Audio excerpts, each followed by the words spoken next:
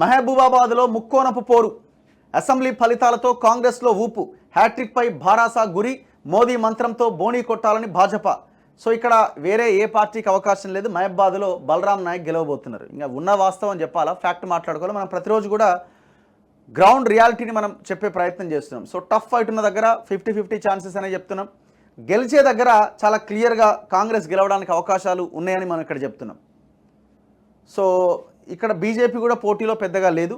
BRS పరిస్థితి మనకు తెలిసిందే. సో అక్కడ కాంగ్రెస్ ఈజీగా గెలవడానికి అవకాశం ఉన్న నియోజకవర్గం ఏదైనా ఉంది అంటే అందులో మొదటిది మహబాద్, నల్గొండ, ఖమ్మం. ఈ నియోజకవర్గాల పేర్లు మనం చెప్పొచ్చు. అందులో ఒకటి మహబూబాబాద్. సో ఇక్కడ మొత్తం ఓటర్లు 15,33,858 ఓటర్లు ఉన్నారు. ఇది రిజర్వ్డ్ నియోజకవర్గం, ఎస్టీ రిజర్వ్డ్ నియోజకవర్గం. 15,33,858 ఓట్లున్నాయి. పురుషులేమో 7,47,836 ఉంటే మహిళలేమో 7,86,424 ఉన్నారు. అంటే మహిళలు ఎక్కువ ఉన్నారు. ఎక్కువగా మహిళల ఓటర్లే ఎక్కువ ఉన్నారు. ఇతరులేమో 106 ఉన్నారు. సర్వీస్ ఓటర్లు 1,492. బరిలో ఉన్న అభ్యర్థులు 23 మంది. ఈ మహబాద్ ఎస్టీ అంటే అసెంబ్లీ సెగ్మెంట్లు దాదాపు 7 నియోజకవర్గాలు ఉన్నాయి. మహబాద్ ఎస్టీ నియోజకవర్గం, Dornakal ST, Mulugu ST, Narsampet Bhadrachalam ST, Yellandu ST, Pinapaka ST. అంటే టోటల్ 7లో 6 నియోజకవర్గాలు ఎస్టీ రిజర్వ్డ్ నియోజకవర్గాలే. సో ఇక్కడ గిరిజన ఆదివాసీల ఓటు బ్యాంక్ చాలా కీలకమైందనమాట. సో ఇక్కడ ఆల్మోస్ట్ అన్ని ప్లేసెస్లో కాంగ్రెసే ఉన్నది.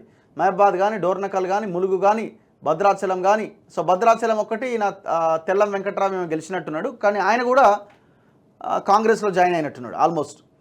నెక్స్ట్ ఇల్లందు కానీ, పినపాక కానీ, మొత్తం అన్ని నియోజకవర్గాల్లో కాంగ్రెస్కి సంబంధించిన అభ్యర్థులే ఉన్నారు. కాబట్టి దట్టు కాంగ్రెస్ అక్కడ బలంగా ఉంది కాబట్టి వాళ్ళే గెలవడానికి అవకాశాలు ఎక్కువగా ఉన్నాయి. దాంట్లో ఏం డౌట్ పడాల్సిన అక్కర్లే.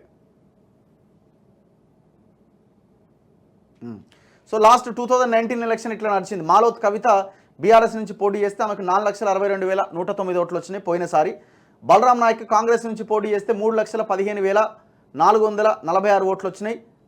అండ్ తెలంగాణ జనసమితి అరుణ్ కుమార్ మైపతి ఆయనకు 57,073 ఓట్లు వచ్చినాయి. హుస్సేన్ నాయక్ బీజేపీ నుంచి పోటీ చేసిండు, ఆయనకు 25,487 ఓట్లు వచ్చినాయి.